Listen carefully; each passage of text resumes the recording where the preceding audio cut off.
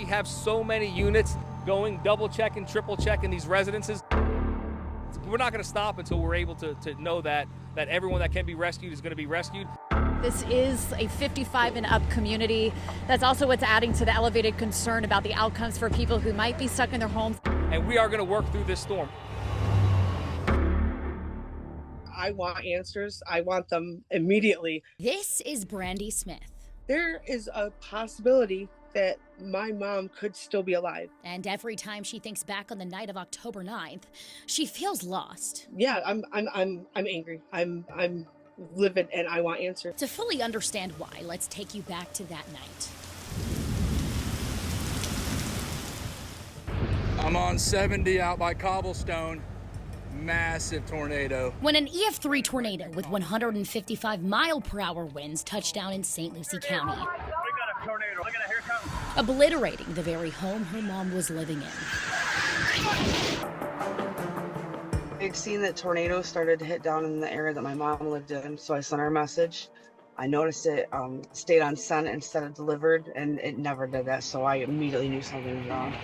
Spanish Lakes off a turnpike feeder. There's a lot of houses missing roofs. This is body camera footage of St. Lucie County deputies just minutes after that tornado touched down. 10-4, there's heavy damage. I'm checking on people. They're searching for survivors inside the Spanish Lakes Country Club community, where the sheriff's office later confirmed 6 people were killed.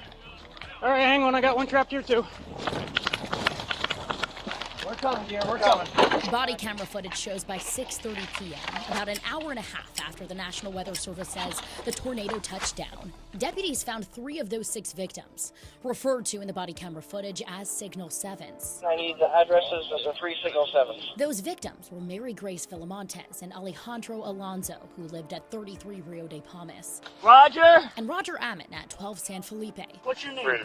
Deputies found his wife Gail still alive in the rubble. Gail, I want you to just take some deep breaths and slow deep breaths for me, all right? Brandy's mother, Deborah Kennedy, lived next door to the Ammons at 14 San Felipe with her companion, Ray. 14 San Felipe. We need paramedics and fire rescue. Which house is yours? Body camera footage shows deputies found Ray alive in the rubble in that same first hour and a half. And his family confirmed to us he was taken to HCA Florida Lawnwood's ICU with multiple injuries. 14 San Felipe, male cautious breathing. He's up, but he's got severe lacerations. About an hour later, records I obtained from the Florida Department of Health shows another victim living at 9 Montoya, Sandra McDonald, passed away from her injuries at 7:31 p.m. after she was taken to HCA Florida Lawnwood. At this point, the bodies of 4 victims have been accounted for. Yet as nightfall approaches, both Deborah Kennedy and 82-year-old Bill Cutlip were still nowhere to be found. 911, this line is recorded. In recordings of 911 calls to St. Lucie County throughout the night, loved ones urged first responders to look for both Kennedy and Cutlip. Hey, I have some information that I need to pass along to you guys. Maybe you can pass it on to the Sheriff's Department regarding the Spanish Lakes Country Club. This is a 911 call placed at 8:29 p.m. the night of October 9th. Now 3.5 hours after the tornado touched down, the caller is phoning on behalf of Bill Cutlip's granddaughter. Her grandfather lives at 52 Montoya. Okay. His name is William Cutlip. Okay. And they, I guess the neighbors sent her pictures that his trailer is completely gone. He was in the trailer. So they're saying they've been unable to contact. They don't know if they're at the hospital. So if you could pass that to the Sheriff's Department, and I have a phone number for her, maybe if they can contact and see if that might be, a focal point that they need to circle back to. Okay, I'll pass it along.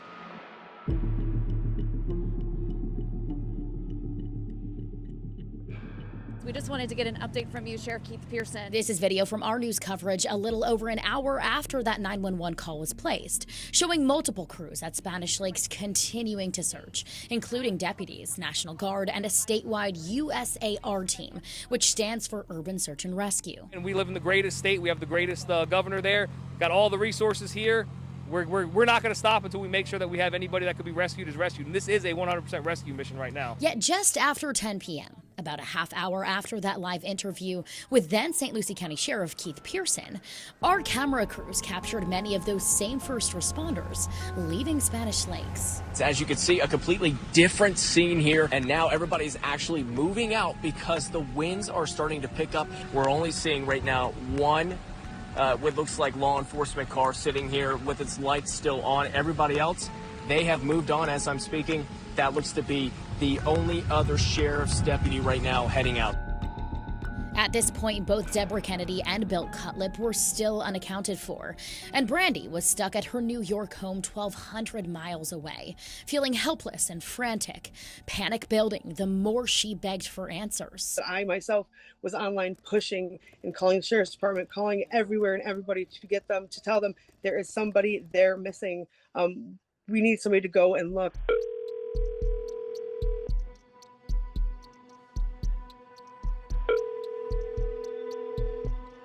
Lucie County 911, can I help you? Hi, I was calling to give a name of someone whose house was destroyed when the tornado hit down and they can't find the person. This is a 911 call placed at 1:21 a.m. October 10th, the morning after the tornado. The caller, one of Brandy's family members, asking dispatchers to send someone to search the area of Deborah Kennedy's home. Her house was destroyed during the tornado and her boyfriend was found outside, but they haven't been able to find her yet. I just wanted to let somebody know so then they're aware that there was someone else living in the house when the tornado hit down. Hours later at 9:14 a.m., another call. St. Lucie County non-emergency, the sign is recorded. I was calling in regards to a missing person who lived at 14 San Filipino where the tornado hit yesterday. Okay, is it a missing person or is it just somebody you haven't been able to make contact with? Haven't been able to make contact with. Okay, so not a missing person. Okay. Then at 10:36 a.m. October 10th, Brandy herself calls. It's the third 911 call asking about her mother. How can I help you? Yeah, I was told you might go give me some information on my mom who lives in Spanish Lakes Country Club. Okay, ma'am, I don't have that type of information. If you want, you try the hospital or someone that stays by her. Your mom's name? Deborah Kennedy. Brandy tells me a deputy then called her back later in the morning, October 10th, to say her mother's body was found earlier that day. At a news conference that same afternoon, Pearson confirmed they found Bill Cutlip. They just recently, right before this conference, located another victim, unfortunately. But again, we're going to continue through Yet this. Brandy still has so many questions. Why did nobody find her? Why did they cut off the search so quickly? How did it take them so long to find her? How long was she conscious for? How long did she lay there waiting for somebody to find her? So I started working to get her answers. I requested the death certificates for all 6 victims. Neither Bill Cutlip's nor Deborah Kennedy's included an exact time of death, noting instead that Kennedy was found at 10 a.m. October 10th and Cutlip at 1:28 p.m. So I kept digging and requested autopsy reports. Cutlip's concluded he died of multiple blunt impact injuries and positional asphyxia, which happens when the position of a person's body prevents them from breathing. But the autopsy also didn't give a time of death. Kennedy's autopsy said she also died of multiple blunt impact injuries, including fractures to multiple bones and lacerations of several organs. But again, the report did not conclude when she died. And Brandy has to wonder. It was a variety of injuries that she had that she succumbed to. That tells me that there's a possibility that she could still be here with me if they had continued to search, if she had been found and treated that night. So I took her concerns to then Sheriff Kate Pearson in November. How do you handle that as a sheriff, knowing you have an approaching storm, knowing you have darkness coming, but there are also lives at risk that still need to be checked on? We didn't stop. We continued through. We worked through the night. We worked through the weather that came through. I want to circle back to that actually, because I do remember though that night, maybe 9 or 10 o'clock, there was a significant difference in the amount of people out there. I want to say it was just one emergency vehicle. So at one point you did leave the scene to protect your own crews? Yeah, but we had a skeleton crew still in there. And that skeleton crew, would you say dozens? Oh, at least, absolutely. Yet documents I obtained from the county appear to tell a different story. I filed a public records request to obtain call and dispatch, or CAD, reports from October 9th. They include the time each call came into St. Lucie County's 911 center, the resources dispatched, and the status updates from responding officers. According to those reports, at 9:05 p.m., a call came out reading everyone to command post, and the last documented status update from officers on scene October 9th was at 10:01 p.m., minutes before our team of journalists captured crews leaving the scene of damage.